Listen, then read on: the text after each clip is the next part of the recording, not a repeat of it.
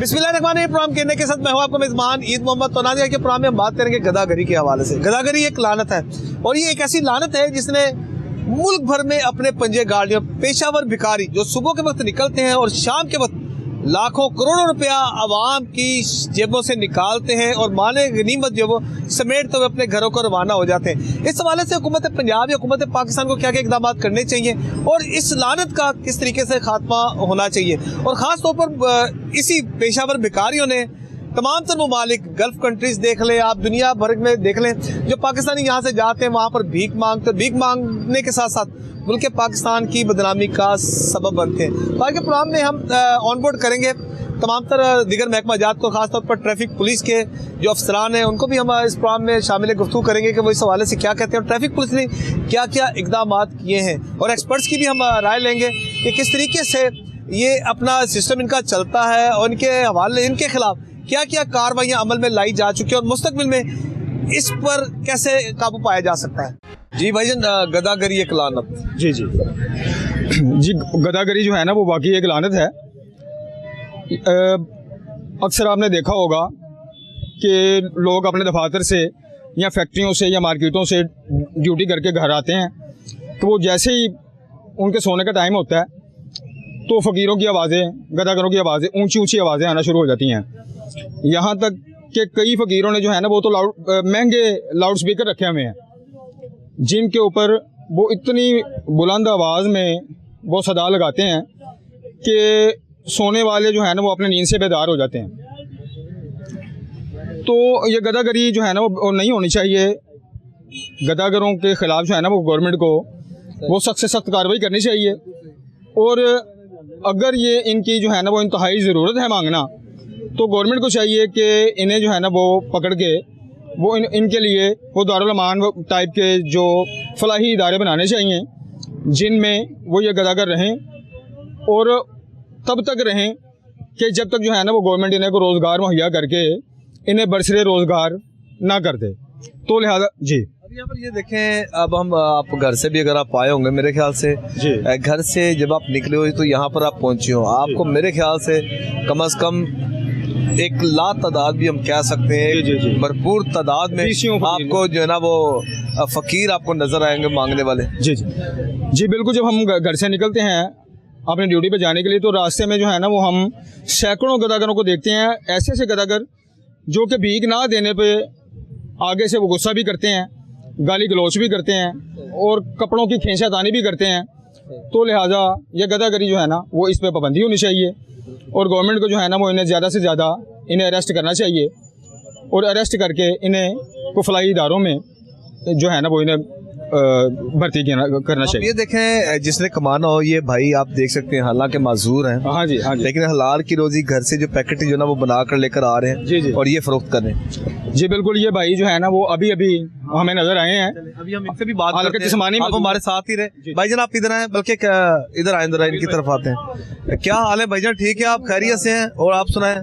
तभी ठीक है, मैं आपकी तरह, आप सर साथ आ जाएं। अच्छा, और भाईजान क्या हाल है? ठीक है। तो माजूरी भी और इसके साथ आप अपना काम भी, रोजी रोटी भी कमा रहे हैं हलाल की, वो भी। जी आप बताएं कि मैं मांगता नहीं हूँ मैं, इसलिए मैं मजदूरी करता हूँ। मैं कितने बहन भाई हो आप? 3 भाई 1 बहन। तो आपका कितना नंबर है? पहला नंबर में। अच्छा, जिम्मेदारी आपके ऊपर ही है? सबसे पहले जिम्मेदारी मेरे पर है। अच्छा, सुबह से लेकर शाम तक कितना काम करते? कितना? 800 रुपये बचत है मुझे। अच्छा, माशाल्लाह 800 बचत है रात तक। रात तक घर चलाते हैं। सही, घर चलाता हूँ मैं। बड़ी अच्छी बात है, क्योंकि आज के प्रोग्राम में बात करें गदागरी पर, ये मांगने वाले फकीरों पर। अब आप ये देखें, ऐसे प्रोफेशनल फकीर हैं जो मांगते हैं सुबह तक और यकीन कर ना दें तो वो लड़ते हैं। यकीन करें, इस पर आप क्या कहते हो, क्या होना चाहिए? गवर्नमेंट को क्या करना चाहिए? उठाना चाहिए उनको, उठाना चाहिए गवर्नमेंट। हाँ, और एक जुर्म करार देना चाहिए। हाँ, जुर्म करार देना चाहिए। चलिए ठीक है, चलिए ठीक है, थैंक यू वेरी मच जी, बहुत शुक्रिया जी, आप अपना रोजी रोटी कमाएं जी। नाज़ हम दूसरों से भी बात करते हैं, वो क्या कहते हैं। अच्छा सर, ये बताइएगा गदागरी के हवाले से, आप बताइएगा हम जी। अस्सलाम वालेकुम भाईजान, क्या हाल है जनाब? ठीक, मैं तुहाडा सारिਆਂ ਦਾ मौला जट जी, हैदरीन गीना फरोश लोहारी गेट लाहौर। ਇਹ ਜਿਹੜਾ ਮੰਗਣ ਵਾਲਾ ਰਿਵਾਜ है ना जी, ये पूरे शहर च शुरू हो गया है ਹਰ ਬੰਦਾ ਨਾ ਮਾਲੂਮ ਹੋ ਰਿਹਾ ਜਿਵੇਂ ਮੰਗ ਰਿਹਾ, ਇਸ ਤਰ੍ਹਾਂ ਮੰਗ ਰਹੇ ਨੇ, ਫਿਰ ਬਦਮਾਸ਼ੀ ਕਰਦੇ ਨੇ। 5-10 ਦਈਏ ਤੇ ਉਹ 5-10 ਲੈਂਦੇ ਨਹੀਂ, ਕਹਿੰਦੇ 100 ਰੁਪਏ ਲੈਣਾ ਔਰ ਲੈ ਕੇ ਜਾਣਾ, ਆਣ ਕੇ ਖਲੋਤੇ ਰਹਿੰਦੇ ਨੇ। ਇਹ ਖਤਮ ਹੋਣਾ ਚਾਹੀਦਾ ਹੈ ਕੰਮ। ਹਰ ਬੰਦਾ ਮੰਗਣ ਵਾਲੇ ਪਾਸੇ ਤੁਰ ਪਿਆ। ਮੰਗਣਾ ਤਾਂ ਰੱਬ ਕੋਲੋਂ ਚਾਹੀਦਾ, ਬੰਦੇ ਕੋਲ ਬੰਦਾ ਨਾ ਮੰਗੇ। ਤੇ ਹੁਣ ਮੈਂ ਰਿਕੁਐਸਟ ਕਰ ਰਿਹਾ ਜੀ ਨਵਾਜ਼ ਸ਼ਰੀਫ ਸਾਹਿਬ ਅੱਗੇ, ਸ਼ਹਬਾਜ਼ ਸ਼ਰੀਫ ਸਾਹਿਬ ਅੱਗੇ, ਮਰੀਮ ਨਵਾਜ਼ ਅੱਗੇ ਕਿ ਮਾਸ਼ਾਅੱਲਾ ਪੂਰੇ ਸ਼ਹਿਰ ਦੀਆਂ ਸਫਾਈਆਂ ਕਰਤੀਆਂ, ਬੜਾ ਸੋਹਣਾ ਸ਼ਹਿਰ ਬਣ ਗਿਆ ਹੈ, ਹਰ ਪਾਸੇ ਖੁੱਲੀਆਂ ਸੜਕਾਂ ਹੋ ਗਈਆਂ ਨੇ। ਤੇ ਸਾਨੂੰ ਵੀ ਨਿੱਕੇ ਨਿੱਕੇ ਖੋਖੇ ਆਣ ਕੇ ਇੱਥੇ ਰੱਖ ਦਿਓ, ਰੇਹੜੀਆਂ ਰੱਖ ਦਿਓ। ਅਸੀਂ 100 ਸਾਲ ਤੋਂ ਬੈਠੇ ਹਾਂ। ਪਹਿਲੇ ਸਾਡੇ ਦਾਦੇ ਬਾਬੇ ਸੀ, ਫਿਰ ਸਾਡੇ ਚਾਚੇ ਤਾਏ ਆ ਗਏ, ਵੱਡੇ ਆ ਗਏ, ਹੁਣ ਅਸੀਂ ਹਾਂ, ਗਾਂ ਸਾਡੇ ਬੱਚੇ ਆ ਰਹੇ ਨੇ। ਤੁਹਾਡੀ ਬੜੀ ਮਿਹਰਬਾਨੀ, ਸਾਨੂੰ ਵੀ ਇੱਥੇ ਖੋਖੇ बना के दे दियो या रेहड़ियाँ दे दियो, बेरोजगारी नहीं होनी चाहिए। ये हमारा फर्ज है जी आपकी आवाज़ को हुकाम बाला तक पहुंचाना। अच्छा गदागरी एक ऐसी लानत यकीन करें बन चुकी है, जिस अभी बता रहे कि इस काम ते लानत मंगन वाले ते मंगना चाहिए नहीं, मगर तुसीं जदों वेखोगे ना उन्ने लोकी सौदा खरीदण वाले नहीं होणगे जिन्ने मंगन वाले होणगे। आ तुसीं मेरे को आए ना, किन्ने मंगन वाले आ गए ने, हर कोई मंगन वाला आ रहा। अल्लाह इन्हां तों माफ़ करे ते इन्हां नूं मंगना नहीं चाहिए। असीं ते इहो कहांगे ना मंगण, रब कोलों मंगण। इनकी सजा क्या होनी चाहिए जो प्रोफेशनल? या इन्हां नूं फड़ के छित्तर मारो और जेल च ला जाओ, मुड़ के मंगदे नजर ना आउण, और इन्हां नूं कहो कि रब कोलों मंगो। मैं गल इह कर रहा कि लोकां ने घरां दे विच कुत्ते रखे हुंदे ने ते बड़े मेहमान आउंदे आ, किसे नूं कुत्ता नहीं पैंदा। बड़े लोकी लंघदे, किसे नूं कुत्ता नहीं पैंदा, मगर जदों मंगण वाला आउंदा है उन्होंने कुत्ता बड़ा पैंदा है, ਉਹਦੀ जान नहीं छड्डदा।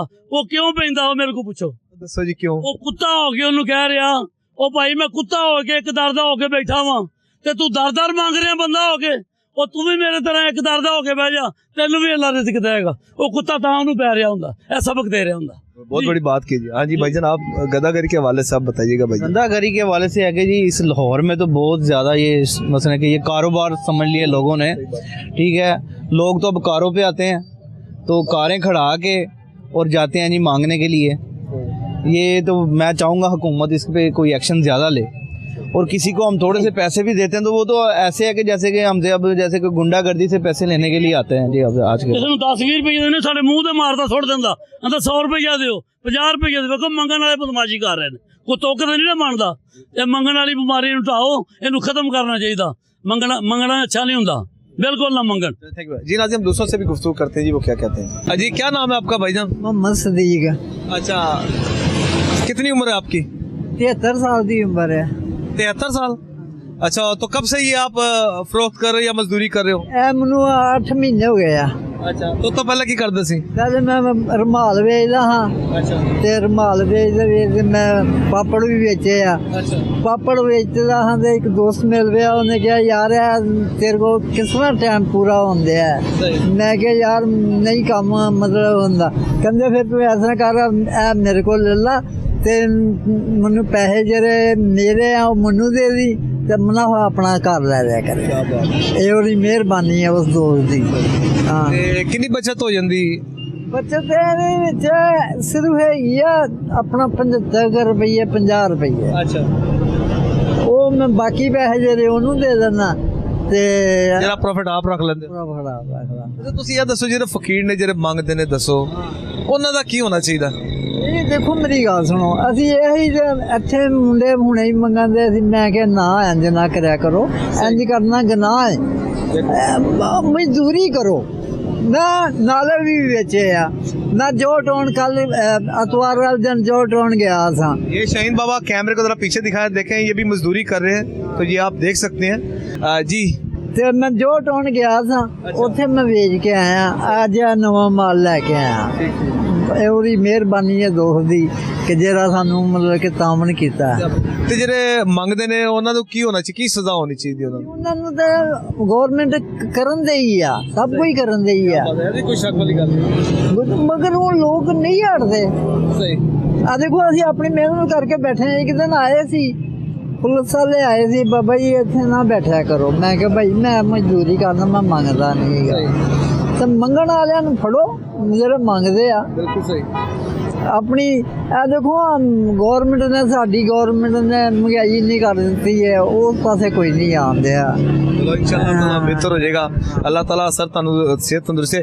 जी नाज़रीन, ये जो बुज़ुर्ग हैं इनकी गुफ्तगू में आप ये देख सकते हैं कि अपॉर्चुनिटीज़ पैदा करने चाहिए बजाय कि हाथ फैलाने की बजाय हम सबको बल्कि ये देखना चाहिए, सोचना चाहिए, इनको ऐसे मौके दें ताकि इनको रोज़गार का एक सिलसिला कार होना चाहिए। जिस तरह एक किसी नेक शख्सियत ने इनको ये सामान लेकर दिया कि आपने फ़रोख्त करने के बाद मेरा सामान मुझे मेरे पेमेंट मुझे कर देनी है, जो प्रॉफिट होगा वो आपका ही हक बनता है। जी नाज़रीन, दूसरों से भी गुफ्तगू करते हैं वो क्या कहते हैं। अच्छा भाई, ये बताइएगा कि गद्दागरी के हवाले से हर गली मोहल्ला, सड़क, चौराहा, कोई भी ऐसी जगह महफूज नहीं है जहाँ पर ये हमें ना दिखाई दें।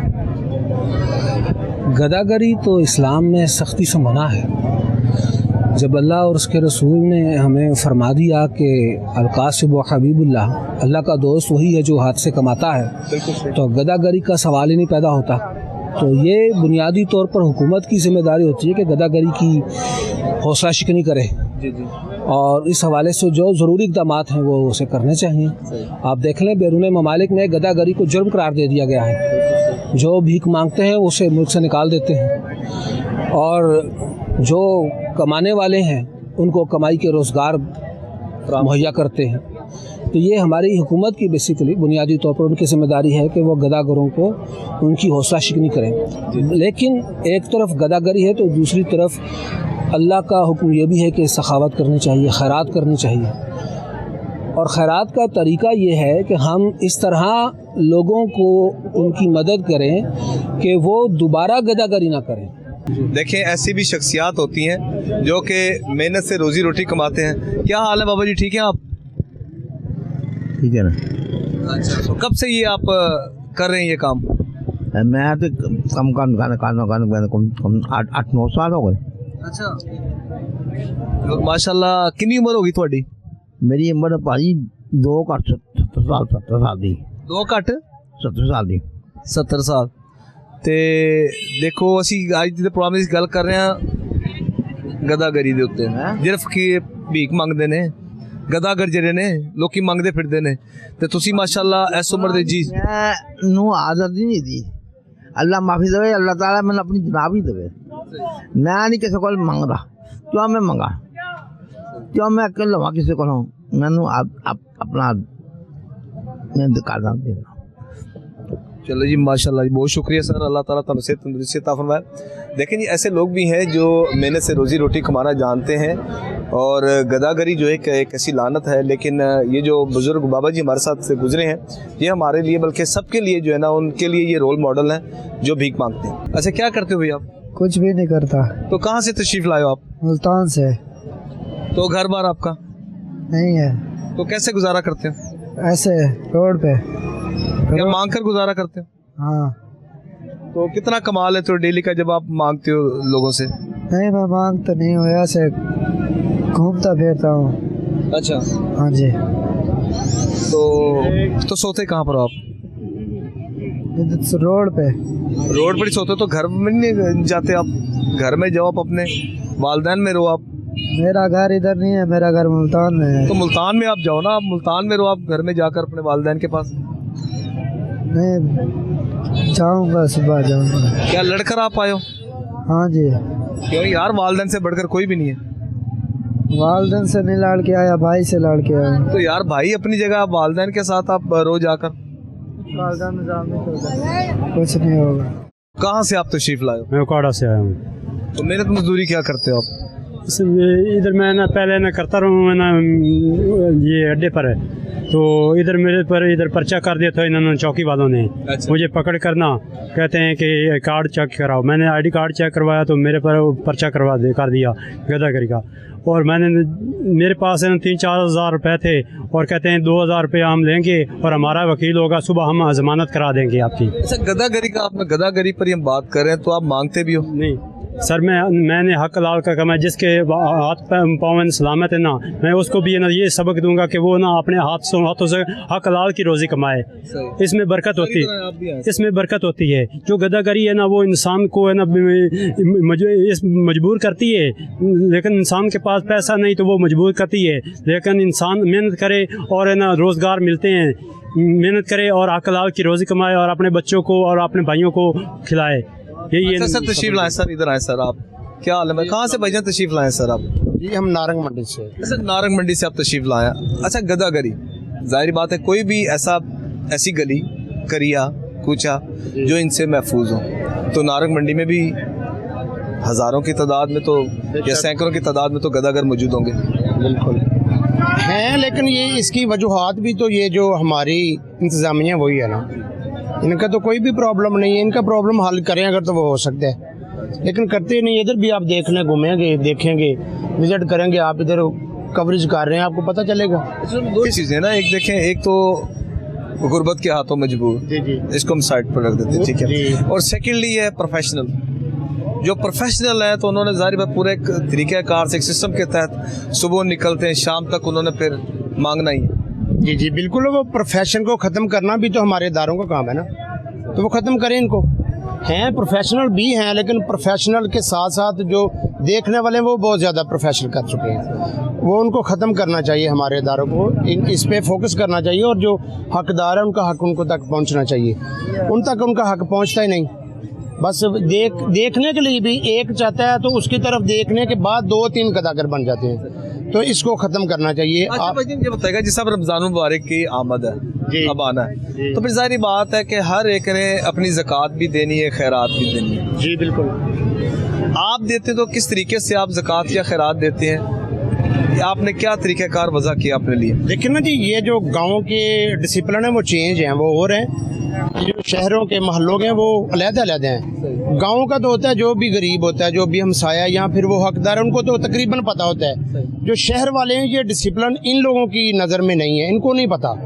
ये गदागर ज़्यादातर इन लोगों की वजह से बनते हैं कि ये गली मोहल्ले में बाज़ार में निकलते हैं, तो अपनी पब्लिक होने के लिए, अपनी जो जिसको कहते हैं कि बड़ा बनने के लिए साबित करते हैं, उसकी वजह से ये लोग ज़्यादातर जो है ना हजूम की तरफ इकट्ठा होते हैं। सर बहुत शुक्रिया सर। जी नाज़रीन, जिस तरह आज के प्रोग्राम में हम गदागरी के हवाले से बात कर रहे हैं कि गदागरों ने जिस तरीके से गली मोहल्लों में हर जगह चौराहों में पंजे गाड़ लिए हैं, उसकी मिसाल तो कहीं भी नहीं मिलती। इस वक्त बुज़ुर्ग हमारे साथ मौजूद है, इनसे हम बात करते हैं कि देखें इस उम्र के बावजूद भी कि हलाल की रोज़ी रोटी ये कमा रहे हैं। तो अच्छा भाई बताएं, कितनी उम्र है जी आपकी? अस्सलाम वालेकुम। वालेकुम अस्सलाम भाई। मेरी उम्र 75 साल है। अच्छा 75 साल, तो 75 साल से उससे पहले आप क्या करते थे, या कि शुरू से आप ये फरोख्त करते आ रहे? उससे पहले मैं काम करता था रोजी का। अच्छा, नजर बड़ी कमजोर हो गई तो हाथ में काम नहीं करते, तो मैंने ये सौदा बेचता हूँ। ठीक है। अच्छा, सौदा बेचते, तो कितने साल हो गए ये आपको बेचते हुए? ये मैं 30-40 साल हो गए। अच्छा 30-40 साल हो गए। अच्छा मुझे बताइएगा कि गदागर जो भीख मांगते हैं, अब आप ये देखें, और ऐसे प्रोफेशनल गदागर जिनका हक बनता है उनका हक भी जो है मार दिया उन्होंने, क्या कहेंगे सर आप? नहीं, वो लोग बिजनेस मैन है, हम उनको क्या कहते हैं, वो लोग कारोबार। ये देखो, जब हम अपनी बात करते और हम लोग मेहनत करो, नमाज पढ़ो, अल्लाह ताला साथ देता है, समझे। नमाज नहीं पढ़ोगे जब अल्लाह के फरमान पे नहीं चलोगे तो फिर हम लोग परेशान ही है सारी ज़िंदगी, समझे। अच्छा, तो कितने बच्चे हैं आपके? मेरी माशाल्लाह 3 बच्चे हैं, एक बच्चा है मेरा। अच्छा, हाँ जी। और गुजारा हो जाता आपका? अच्छा, शुक्र क्या? हाँ जी, शुक्र अल्हम्दुलिल्लाह जी। अच्छा मुझे बताइएगा कि अगर किसी ने, आप क्या समझते हैं, अगर किसी ने जैसे रमज़ानुल मुबारक का महीना आने वाला है, किसी ने अगर कोई किसी की मदद करनी है, ज़कात देनी है, खैरात देनी है, तो उसको क्या करना चाहिए? वो अगर अपनी खुशी से दे दे तो बिस्मिल्लाह, ठीक है। अल्लाह अजर तो अल्लाह ही देना होता है, देखो जी, समझे। अब इनकार भी नहीं कर सकते, गरीब आदमी है, देखो जी। नाज़रीन, यहाँ पर वक्त है ब्रेक का, तो अब ब्रेक के बाद हम गुफ्तगू करेंगे ट्रैफिक पुलिस के ऑफिसर से, और ख़ास तौर पर इस हवाले से ट्रैफिक पुलिस ने क्या क्या इक़दाम किए हैं और किस तरीके से ये जो गदागरी की लानत को शहर लाहौर की सड़कों से इनका खात्मा किया, और चंद एक सड़कें जो रह गई हैं उस पर मज़ीद क्या कार्रवाइयाँ की जाएंगी। वेलकम बैक नाज़रीन, जिस आज के प्रोग्राम में हम गदागरी के हवाले से बात करेंगे। गदागरी एक लानत है।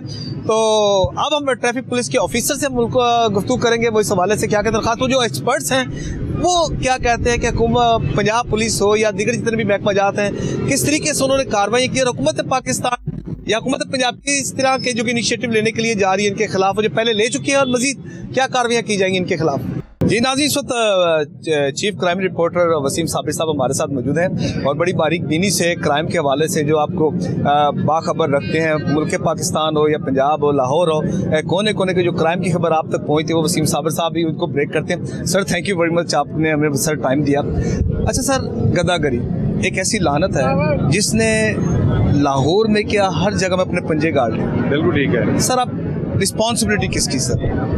देखें, मैं एक चीज़ बताता हूँ। गदागरी एक्ट जो है वो बेसिकली जो पंजाब हुकूमत की तरफ से जो बनाया गया है उसमें बड़े वाज़ेह अहकामात है। कोई ख़वातीन हो, बूढ़ा हो, जवान हो, लाहौर के बल्कि पंजाब के सिग्नल्स बड़े पड़े हैं। लोग अगर खुशी में जा रहे हैं, परेशानी में जा रहे हैं, तो आपकी विंडो हर 10 सेकंड बाद कोई ना कोई खटखटाएगा, नॉक करेगा और आपसे पैसे मांगेगा। और मैंने ऐसे गदागर भी देखे हैं, इतने ब्लड प्रेशर के मरीज, गुस्से वाले, के लोग मसाजिद से नमाज पढ़ के निकलते हैं और जब उनसे पैसे मांगते हैं, अगर कोई ना दे तो वो गंदे गंदे इशारे करते हैं, गाड़ियों को ठुड्डे भी मारते हैं, इसके अलावा गालम गलोच भी करते हैं। तो इस तरह जो खवातीन गाड़ियों में ड्राइव कर रही होती हैं उनको जानबूझकर ये तंग करते हैं, हट्टे कट्टे हैं। आप कभी इन गदागरों के घर जाकर देखें, आपके घरों से अच्छे इनके घर हैं, इनके पास मालो दौलत देखें, आपसे ज्यादा इनकी मालो दौलत है। सिर्फ इनको आदत पड़ गई है फारिग रहने की, काम ना करने की। जिस तरह से अगर आप अदारे से लाख रुपया महीना तनख्वाह ले रहे हैं, यकीन करें ये 15-15, 20-20 हज़ार रुपये डेली कमाते हैं। और ये जब अपने घरों को जाते हैं, मैं आपको एक बात बताता हूँ। मैं अपनी गली में खड़ा था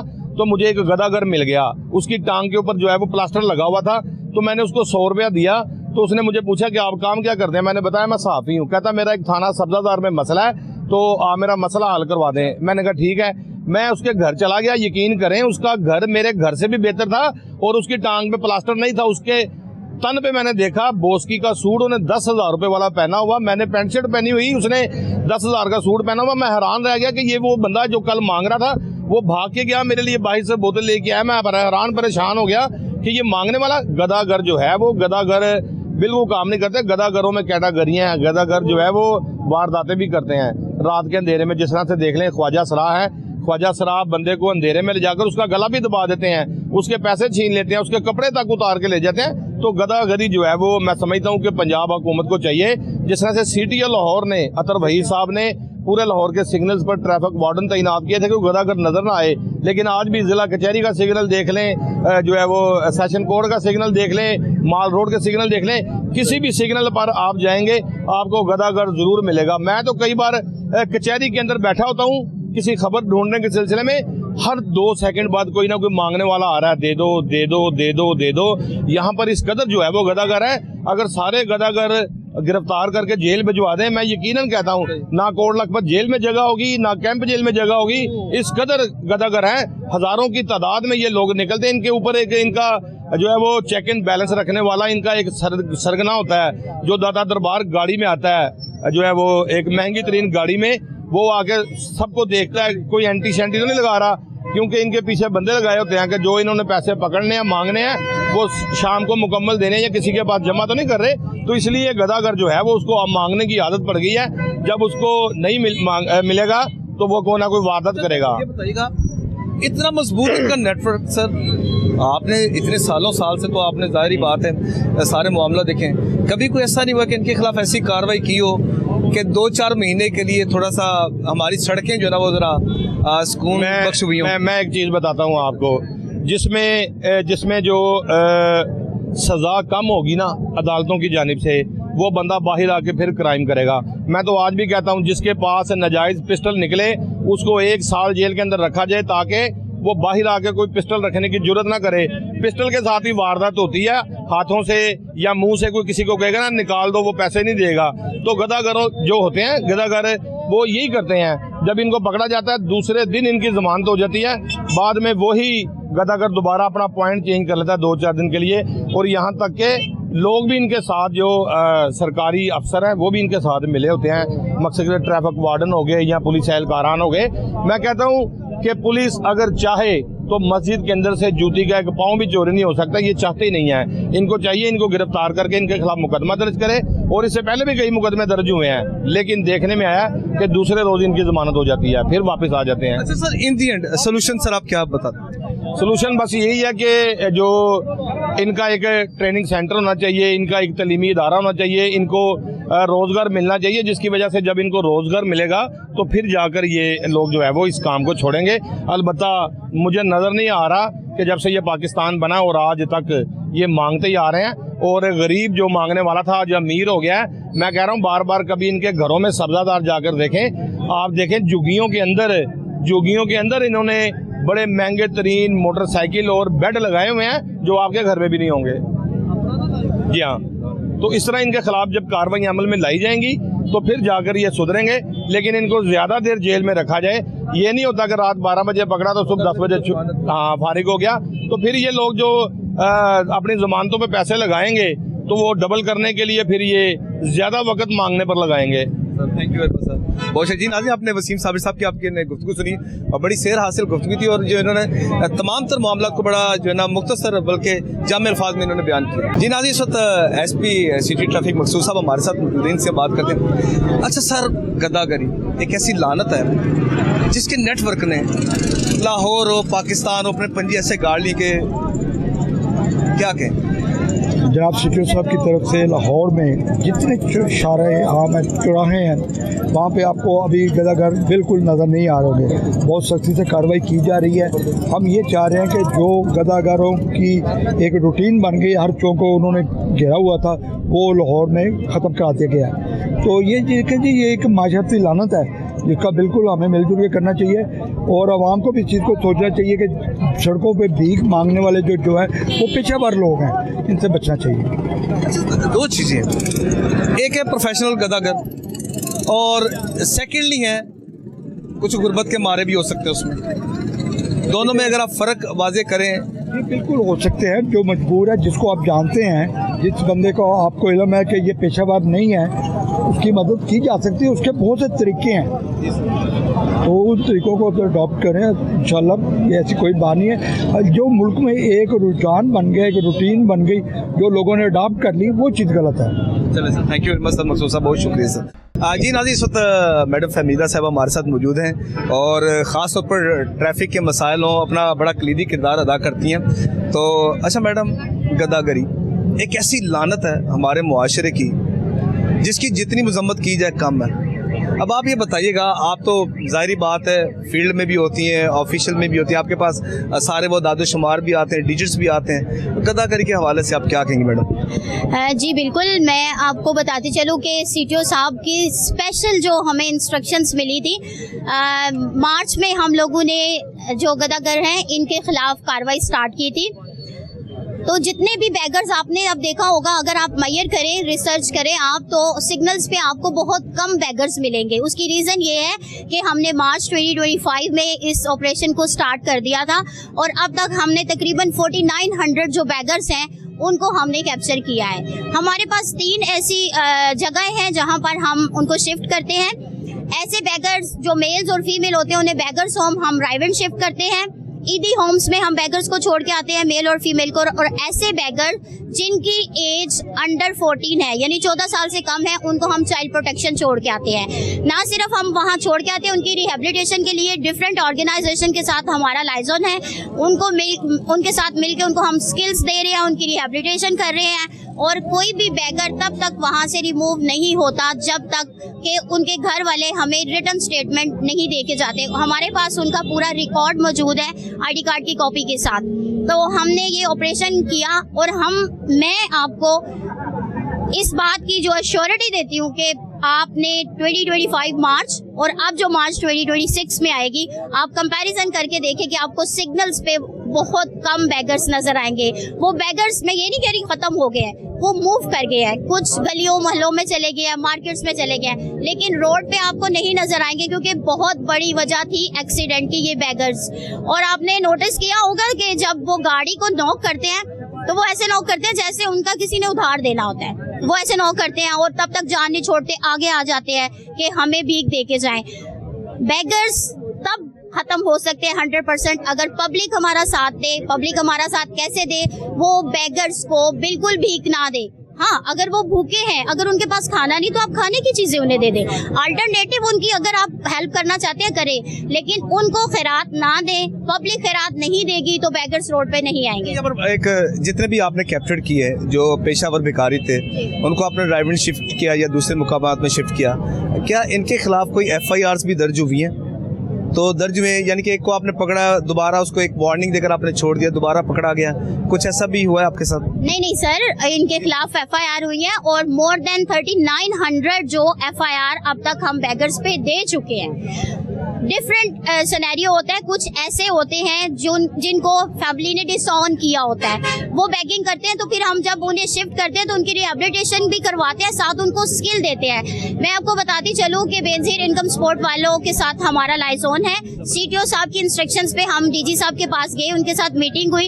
इंशाल्लाह ताला जो डिजर्विंग होंगे बेगर्स, हम एक ऐसा प्रोजेक्ट बनाने जा रहे हैं जिसमें हम उनका बाकायदा तौर पे वजीफा लगाएंगे, क्योंकि उनका पहला बहाना ये होता है, लेम एक्सक्यूज होता है कि हमारे पास सोर्स ऑफ इनकम कुछ नहीं है, या हमें आप खाना दें, हमें सोर्स ऑफ इनकम दें तो हम बेगिंग छोड़ेंगे। तो उसके लिए इंशाल्लाह ताला उनका वजीफा लगवाएंगे।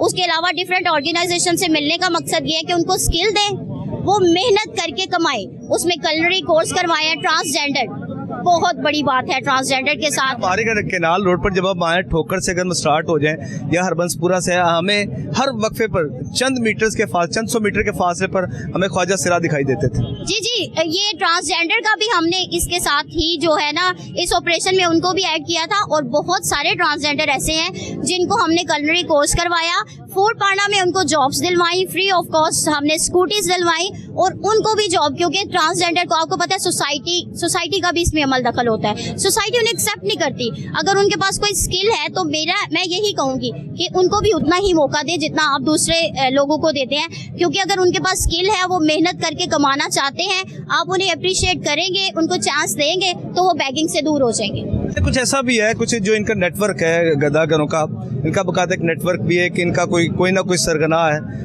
जो बाकायदा तौर पर इनकी चेक एंड बैलेंस करता है, मॉनिटरिंग करता है। कुछ ऐसे भी आपके पास डाटा मौजूद है? जी बिल्कुल सर, जो हम लोगों ने इनके खिलाफ FIR दी है, और अब चूँकि वैग्रेंसी एक्ट जो नया आ गया उसमें उसकी पनिश भी ज़्यादा होगी और फाइन भी ज़्यादा। तो जो हमें ऐसे सरगना मिले उन पे FIR हुई और उनका बाकायदा तौर पे कानूनी कार्रवाई उन पे की गई। लेकिन वो ज़्यादा ऐसा नहीं है सच। ये जो गैंग होते हैं वो क्या करते थे, वो आदमी को हमने पूरा उनका करवा के, तो फिर हमें पता चला कि वो किस तरह पकड़ा गया कि वो आता था चिंची रिक्शे में, डिफरेंट बैगर्स थे, उसमें औरतें थी, मर्द थे, बच्चे थे, उनको ड्रॉप करता था और फिर शाम टाइम उनको पिक करता था और उनसे पैसे लेता था। उसको फिर हमने कैप्चर किया, उस पर FIR दी और उसके खिलाफ कानूनी। अच्छा, इन दी एंड मुझे ये बताइएगा, आप हमारे नाज़रीन को ये बताइएगा, अगर उन्होंने किसी की मदद करनी है, आप एक एज अ लेडी वर्कर भी हैं और एक ज़ाहिर बात हमारे मुआशरे का एक अहम रुकन भी हैं, तो क्या सजेस्ट करती हैं आप हमारे नाज़रीन को? देखिए जी, लोग ये कहते हैं कि जी हमने खैरात देनी है, तो वो जैसे फीमेल्स का ज़्यादा होता है कि वो सदका खैरात करती हैं। तो मैं आपसे यही कहूँगी कि अगर आपने सदका खैरात कराना है तो सबसे पहले आप फैमिली में डिजर्विंग देखें। देखिए, जो आपके घर मेड काम कर रही, वो मेहनत करके कमा रही, वो डिजर्विंग है। आपका कोई ऐसा रिलेटिव जिसके पास सोर्स ऑफ इनकम नहीं है और वो सफ़ेद पोश है, आप उसकी मदद करें, उसको सदका लगेगा ज़्यादा से ज़्यादा। तो आप लोग बजाय इसके कि इनको अप्रिशिएट करते हैं खैरात दे के, आप उनको खैरात ना दें बल्कि डिजर्विंग लोगों की मदद करें। Thank you very much madam. Quran और सुन्नत के मुताबिक जिस रमज़ान मुबारक की आमद है, हमें ज़कात और खैरात किन लोगों को देनी चाहिए और किस तरह देनी चाहिए, इसी पर ही हमारे साथ जो है इस्लामिक स्कॉलर पीर हफीज़ुल्लाह सोहरवर्दी साहब हमारे साथ मौजूद हैं। इनसे हम बात करते हैं। सर, ज़रा रहनुमाई फरमाइएगा, पूरी दुनिया में रहने वाले हमारे जो मुस्लिम कम्यूनिटी है या पाकिस्तानी हैं, तो उनको ज़कात और खैरात कैसे देनी चाहिए सर? बिस्मिल्लाहिर्रहमानिर्रहीम, अल्हम्दुलिल्लाह रब्बिल आलमीन, वस्सलातु वस्सलामु अला रसूलिहिल करीम। बहुत शुक्रिया आपका, आपकी टीम का, केन का प्रोग्राम का। देखें, बड़ी खूबसूरत आपने बात की और टॉपिक भी आपका बड़ा खूबसूरत है। रमज़ान मुबारक आ रहा है, हम समझते हैं कि सदक़ात खैरात कुरान पाक में सूरह तौबा की आयत है, इन्नमा सदक़ातु लिल फ़ुक़रा वल मसाकीन वल आमिलीन अलैहा वल मुअल्लफ़ति क़ुलूबुहुम व फ़िर रिक़ाब। वलगारिमीन वफ़ी सबीलिल्लाहि वब्नि सबील, यानी मसारफ़ ज़कात में ये सारे लोग आते हैं। अब टॉपिक तो आपका बड़ा ख़ूबसूरत है और बड़ा तवील भी है, तो मैं समझता हूँ कि मुख्तसर इस टॉपिक पर गुफ्तगू करते हुए कि हमारे जितने भी पाकिस्तान में रहने वाले हैं, पाकिस्तान से बाहर रहने वाले हैं, हमें चाहिए कि हम थोड़ा सा इसमें तलाश कर लिया करें। जो मुस्तहिक हज़रात हैं, अल्लाह ताला ने कुरान मजीद में बड़ी फसाहत व बलागत के साथ बयान फरमा दिए कि किन किन लोग जो हैं उनको ज़कात देनी चाहिए, उनको सदका खैरात देना चाहिए। चूँकि प्रोफेशनलिज़म जो है वो हमारे अंदर बहुत ज़्यादा आ चुका है, गली गली महल्ले महल्ले में। और जैसे रमज़ान शरीफ आएगा वो हमारा कुछ मजहबी रूप में भी लोग निकलेंगे, दूसरे रूप में भी निकलेंगे, गदागर भी निकलेंगे। और ये मांगना, गदागरी करना बहुत बड़ी लानत है। बल्कि यहाँ तो फतवा भी है कि जितना मांगने वाले को गुनाह होता है उतना देने वाले को भी गुनाह होता है। तो हमें चाहिए कि मुस्तहिक हज़रात अपनी फैमिली में लोग होते हैं, अपने पड़ोस में होते हैं, अपने मुल्क में होते हैं, दूसरे शहरों में होते हैं, और जहाँ जहाँ हम थोड़ा सा एक्टिव हो के हम अपने घर से बाहर निकलें और देखें कि कौन कौन मुस्तहिक है। देखें ना, हम अपने हक़ की बात करते हैं कि मेरा हक़ दूसरे को दे दिया गया, तो ये अगर जब हम देने के लिए आते हैं तो हम समझते हैं कि वो दरवाज़े पे आ गया, बस ठीक है, ये जाने और अल्लाह जाने, ऐसा नहीं होता है। तो हमें चाहिए कि हम जो मुस्तहिक हज़रात हैं, कुरान और हदीस के मुताबिक जो मांगते भी नहीं हैं, जो सवाल भी नहीं करते हैं, आप उनको तलाश करें। बेशुमार लोग हमारे जो हैं वो मौजूद होते हैं जिनकी बच्चियाँ घरों में बैठी होती हैं, शादी के लिए पैसे नहीं होते, कोई औरत बेवा हो जाती है, छोटे छोटे बच्चे हैं, उनकी तालीम और तदरीस के लिए उसके पास पैसे नहीं होते, कोई बंदा बीमार है, उसके पास हॉस्पिटल जाने के लिए पैसे नहीं होते। तो इन चीज़ों को हमें देखना चाहिए, और ये अल्लाह के रसूल का हुक्म है कि हम ऐसे लोगों की मदद फरमाएं और घर से निकले उनको तलाश करें, उनकी जाके घर के दरवाज़े पर हम जाके उनकी हेल्प करें। ये ज़रूरी नहीं है कि हम रियाकारी करें या दिखलावा करें या हम अपने दरवाज़े पे लाइनें लगवा लें लोगों की। देखें, बीइंग द मुस्लिम के हर एक की ताज़ीम, तकरीम, उसकी हुर्मत, हमें उसका ख्याल करना चाहिए कि अगर अल्लाह ताला ने हमें दिया है तो उसका हुक्म भी है कि हम उसके दिए हुए में से हम दूसरे की हेल्प करें। तो हेल्प करने का तरीका ये नहीं है कि हम दूसरे लोगों को दिखलावा करें। हमें चाहिए कि हमारे पास लोग होते हैं और हम जाके उन लोगों को दूसरे के दरवाज़े पे भेज दें और उन्हें कहें कि जाके चुप करके खामोशी के साथ उसकी हेल्प कर दें।